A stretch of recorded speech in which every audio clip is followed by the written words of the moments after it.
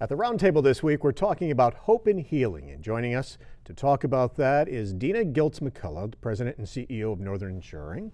Also, Sally Meisenheimer is a contract counselor for New York State, and Jen Hernich is the Employee Development Manager at CVPH. And welcome to you all. Thanks for being here. We're talking about an event that's coming up at the Strand Theater in Plattsburgh on June 10th called An Evening of Healing, Stories of Strength. And I guess the best place to begin is to tell us what the evening is all about. Well, Tom, the idea came from the Clinton County Coalition on Suicide Prevention. Bonnie Black, Behavioral Health Services North, actually co-chairs that group.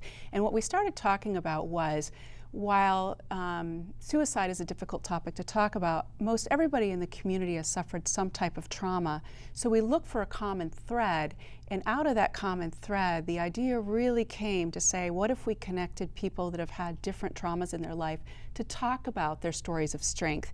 Not so much what's happened, but really where they get their strength from to go and live their lives every day productively. So often, groups will meet, support groups, and they'll talk specifically about survivors of suicide, and they'll focus on that. This has survivors who have suffered many different types of traumas. Correct. Coming together. And tell us about some of the survivors who will be there speaking that night.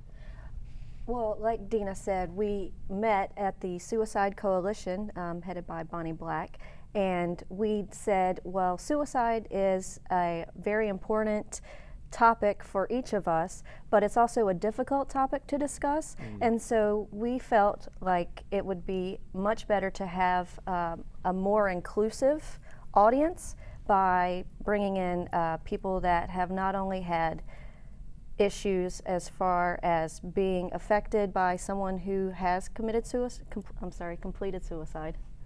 Completed is the word to use. But there are people that are going to be there talking about there has been different losses such as job loss. There have been people who have been affected by house fires, by illness such as cancer, and other loved ones as well. And so it really is much larger than just suicide, but it's really focusing on, okay, we've all experienced traumatic events, and what can we do to come together and learn from each other about that?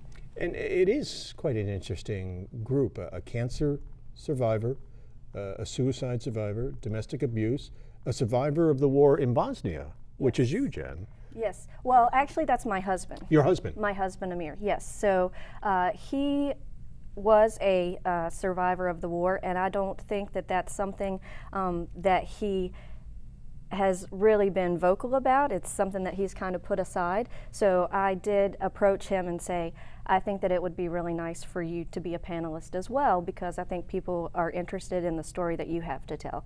And it's funny how whenever you approach people to tell their stories, sometimes they just feel like, oh, well, people have had it worse than I have. But I think that it's important to understand that each person has a story, and it's important to tell.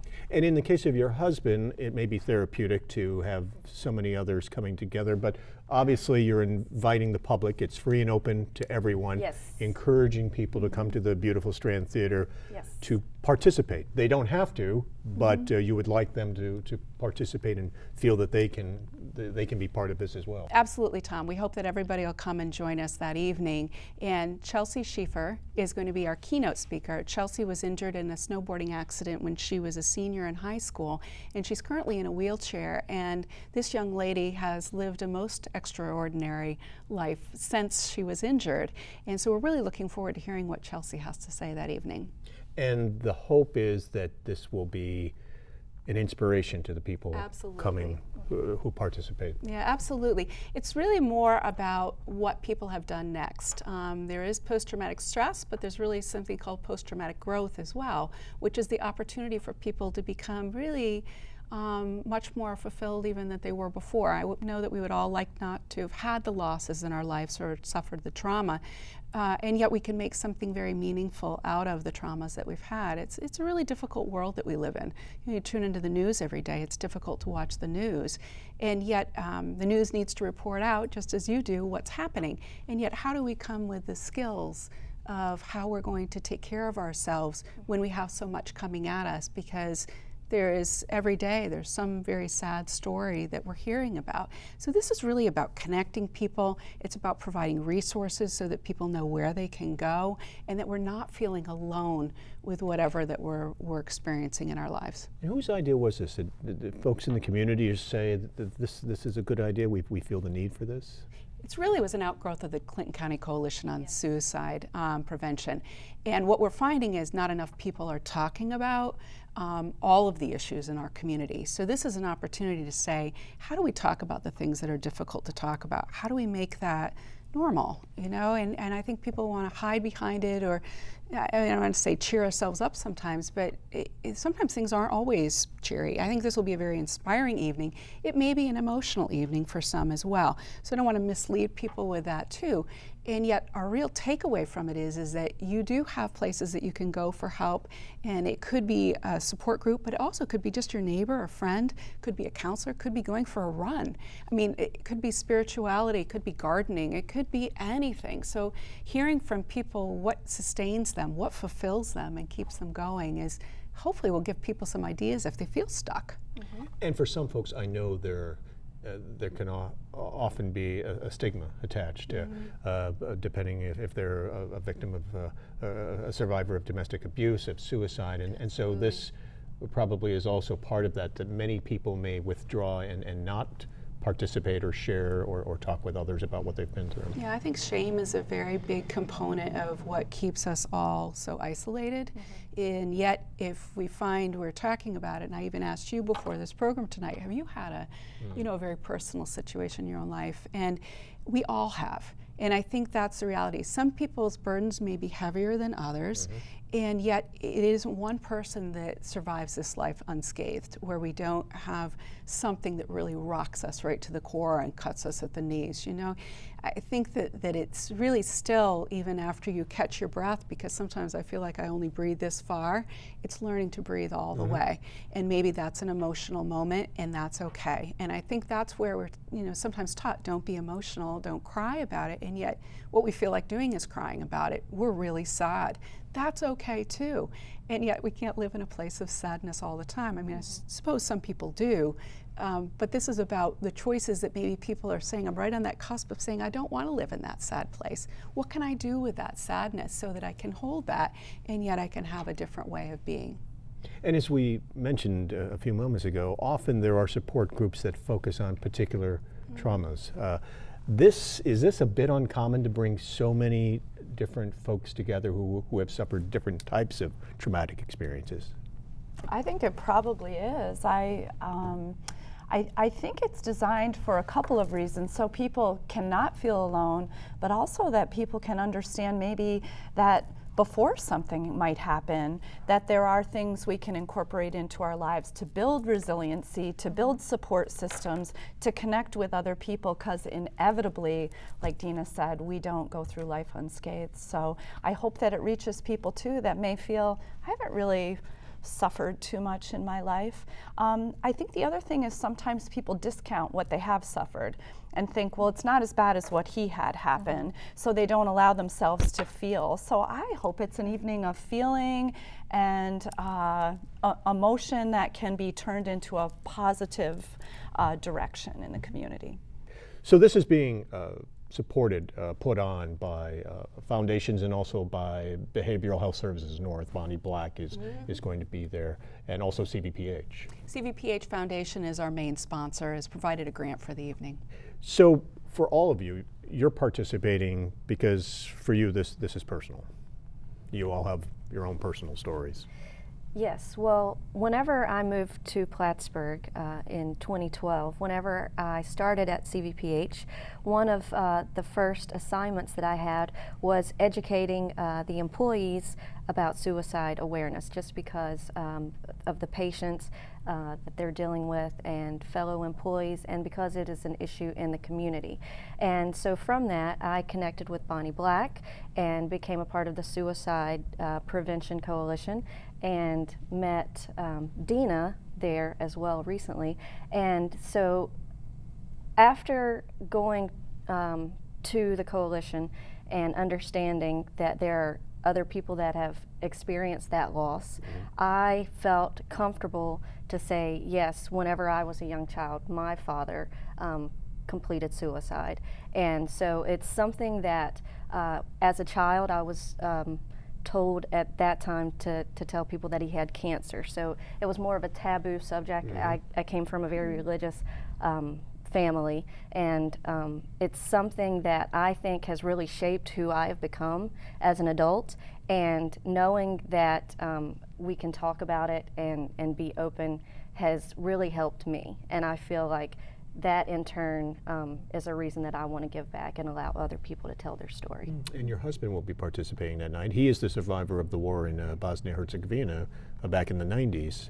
Yes, that is correct. Trauma that he has suffered, and he's still dealing with that. Yes, yes. And so whenever the war happened, for 3.5 years, his town, Bihać in Bosnia, was surrounded by troops. And so civilians were basically being bombed, and there were snipers and grenades, you know, and so it was a very traumatic time for him, but it really brought his community close together. And whenever, you know, you don't have power, you don't have water, you don't have supplies, whenever you're in that constant survival state, it really does bring people together. And so I think it's going to be good for him to share his story and to allow other people to hear that as well. I am, I guess, a survivor. You know, you think about other people's tragedies and it diminishes your own if you don't feel that they're that severe. But I think that I have been very shaped by the death of my mother. I was 23, my mother was 51, and a very significant person, probably the most significant person in my life.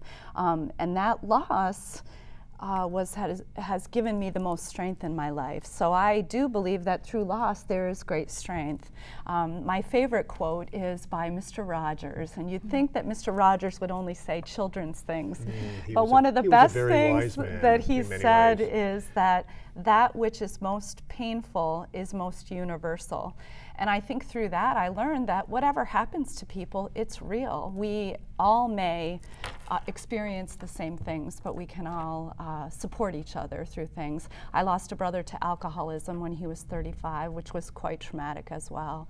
My children learned a great deal from that loss. So I think, and lots of death, lots of support to people who have lost people as well. Yeah, and I don't think our family's story is unknown. I've been very vocal in the community because I've wanted to raise awareness and really have people be able to talk more without shame, Tom. Our own son died by suicide in 2005. We've also had in our family 2 other young people who have also passed away, one as recently as last October. So we've had as a family a significant amount of loss, and yet we've also said, especially after the last death, we said it stops here. What can we do to make a difference? And I think this evening also came out of how do we make it stop here, because there was a great degree of concern over the young people, whether it's the methadone, the heroin type addictions, and I think there's still not enough that's being done in this regard to really help our young people. And it's very worrisome when you say that, I think years ago, young mothers didn't know if their children, their young babies would live because of disease. And now you have these young people in their teens and early 20s that are going to many funerals because you don't know, because of the proliferation of drugs in our community. And the biggest concern is that you say, well, we've gotten a really good handle on prescription drug use, and all that's done is changed now the drug of choice, and it's actually raised the ante quite a bit. So we're very concerned for the parents that are trying to find, where do I go for this? And there aren't. We talk about, yes, there's support groups, but there aren't always support groups for everything out there. People have to find ways to take care of themselves and find their own resources. So this is about advocating for yourself and really saying, what else can I do? Because it's not always handed to us on a platter. We're dealing with an emergency situation, and we have to think on our feet. We have to advocate for ourselves. We have choices. And in a number of cases, probably one support group wouldn't work for everyone, but I think much of the purpose of this evening is that there are many shared experiences that the folks who are survivors of traumatic experiences, there are many similarities and common threads depending on what's happened to them, and that's part of this, is that many people can benefit from talking to others who have been through different types of traumatic experiences. And absolutely. I mean, our keynote speaker is in a wheelchair, having suffered a serious snowboarding accident. We also have a Bosnian war survivor, a woman that had a house fire, had to move in with her in-laws, had surgery 2 days later. A suicide survivor, his brother took his own life. He also suffered a house fire, a cancer survivor and a job loss. Also a son who died suddenly from electrocution, and father will be there to talk about that. And a woman who found great strength after her father's death and has agoraphobia, which is a fear of going out in public. She's a teacher and will talk about how she's found a way to go on with her life too. Quite inspiring story by everybody here. So there's this broad, range of individuals that'll be speaking that evening, and I think trying to condense their stories, and yet they're very interesting stories. Jen's been doing the pre-interviews for the program that I think in itself will be a treasure. Yeah, I think it's been very inspiring to hear other people's stories, and the fact that they have the courage to share that. I think sometimes you don't take time to reflect on what has happened, and so just by going through and talking about their story and really crafting it, I do think that it's helped them a lot on an individual level. And we're lucky to have Sally as, I guess, what would you call it? The moderator. The moderator. Facilitator. Yeah, and so she'll be asking some questions, for instance, what worked well, what didn't work well for you, and I think you said it best whenever you were saying some people just don't know what to say when that happens. People don't know how to help. I have a great story that was shared with me by a great friend that when she struggled with a very terrible experience, she said to me a few years later, she said, I feel like I've been in the bottom of a deep, dark hole, and people come to the side and look down in and say, how you doing? But you got in the hole with me. And I think that that's what we want to encourage people to do, is get in the hole with people. That's what really helps in it. I mean, the growth that you experience from helping someone else and knowing that someday you'll possibly need that help as well, that builds deep, deep friendships, connections, and it's therapeutic. And survivor, we're talking about survivors here. I noticed that we don't call them victims. Is that by design? By design, absolutely. And I think it's a positive, Tom, if I can say that. And back to the point on post-traumatic growth, you can either be stuck where you are, or you can say I'm a survivor and really come out in the world and say this is what happened to me. And I think it's as much about, when you say even our own personal experiences, being able to verbalize it. Jen had said earlier that it wasn't until she moved to Plattsburgh that she was even talking about what happened in her own life. And I think that's where, for all of us, it is personal, and yet it's about community, because it's about what makes our community a great place to live. I'm always so inspired by the things that people do in business, and this supports business, because if you're going to have a healthy workforce, you also want people that can talk at a very real level about what's happening. I think that the workplace has become like the center of support for each other too. So this might be a way also, even if somebody says, well, I really haven't had that kind of trauma, but maybe they have a friend, a relative, a coworker that has, and they don't know how to maybe provide some level of support or hope. This is for somebody in that position too. And beyond this evening, are you hoping that this will develop into something or grow into something? We do. I think we're not planning a second version of it. We'll see how many people come. We hope we fill the house. There's plenty of seats at the Strand, so do come. We're using this as a test case. Is this interesting to the public to be a part of? What can we learn from it? Is the venue the right place to have it, or should we have something smaller, more like a round table? And so it's an experiment in saying, is this a welcome event for the community? And I know we've had great feedback. Certainly the information we put out, we've had contacts. The Strand's been getting contacted. People have been saying, where do I get tickets? So we keep saying, it is free. You can just come. And once again, people that do come can participate as much or as little as they want. They will be filling out information if they want, that'll be shared. Yeah. But they can also just observe and listen if they want. Absolutely, and so we don't want anybody to feel intimidated that they're going to be put on the spot. We filled out, or we've had these completed, it just calls My Strength Comes From, so that when people arrive that evening, what we're asking them to do is to say, where does their strength comes from? It's a post-it note that we're going to have people put up on poster board, and it could come from anywhere. So it gets people thinking, where does my strength comes from? And there's no wrong answer to it. And there will be discussion about support groups and services in the community there as well. That won't be much of the focus. We're going to be hearing the personal stories from the survivors, but there will be some discussion of where people can, if they feel they want to reach out for services, find them. Yep, absolutely. We're going to give people, as they also come in, a bookmark that has web pages and contact numbers. And also to let you know that Giovannina Bucci is also going to be playing music that evening, and she's a very inspiring musician, and I think that will also add as people are arriving that night. And we want to bring a sense of calm to the audience too. This is not going to be a high-powered evening. This is going to be pretty laid back and interesting, and we're going to give people pens and notepads, take notes, and they can settle into their seat, or they can ask a question at the end. They can write a question on an index card if they're not comfortable asking their question. Yeah. And I think people may be surprised by how many people have been touched by a traumatic experience, that may be unaware, their neighbors and people around coworkers, that probably the number is much greater than many people realize. Yes, absolutely. And as we've been talking about this too, I've had several people who said, I'd like to participate, I'd like to be a panelist, and we're keeping names because if we do it again, it would be a great thing to already have this interest from people, because the people that are actually participating that night know how healing it is also for them to participate. And for some people, this will be the first time they've talked about their traumas.